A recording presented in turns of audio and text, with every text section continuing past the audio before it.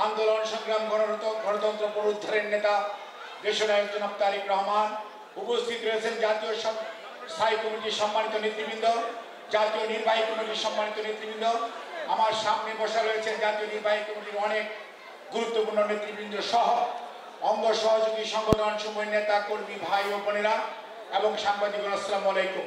আমার বক্তব্য অত্যন্ত সংক্ষিপ্ত, যেটা বলতে চাই, 1975 7ই নভেম্বর তখন কিন্তু বিএনপি ছিল না, ছাত্রদল ছিল না, যুবদল ছিল না, কিন্তু মানুষ শহীদ রাষ্ট্রপতি জিয়াউর রহমানকে বন্দি দশা থেকে কেন বের করে নিয়ে আসলো, অর্থাৎ মানুষ কেন বিশ্বাস করলো, মানুষ কেন আস্থা স্থাপন করলো এই মানুষটির উপর। কারণ ওই সময় দিগ্ভ্রান্ত মানুষ ছিল। 1971 স্বাধীনতা ঘোষণা করার তাদের কথা ছিল, তারা আত্মসমর্পণ করেছে, পালিয়ে গেছে, ঘোষণা করেছে তৎকালীন মেজর জিয়া, পরবর্তীতে আমাদের বিএনপির প্রতিষ্ঠাতা শহীদ রাষ্ট্রপতি জিয়াউর রহমান বিরুদ্ধ।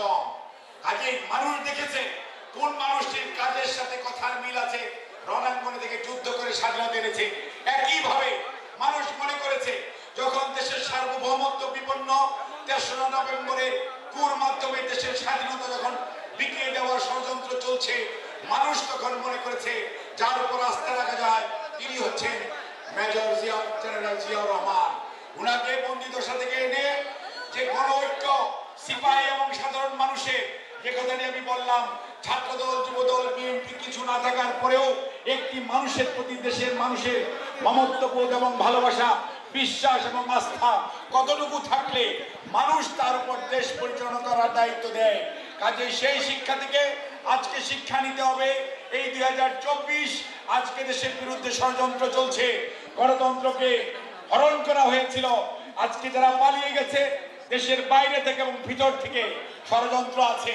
কাজেই যে গণ ঐক্য আজকে তৈরি হয়েছে, সেই গণ ঐক্য ধরে রাখতে হবে, তাহলেই মানুষের অধিকার আদায় হবে, গণতন্ত্র পুনরুদ্ধার হবে, দেশের মানুষের প্রতি যে অত্যাচার জুলুম করা হয়েছে তার বিচার হবে, এবং সর্বোপরি আমাদের নেত্রীর সুচিকিৎসার নিশ্চয়তা হবে। আমাদের নেতা দেশনায়ক জনাব তারেক রহমানের স্বদেশ প্রত্যাবর্তন সুনিশ্চিত হবে।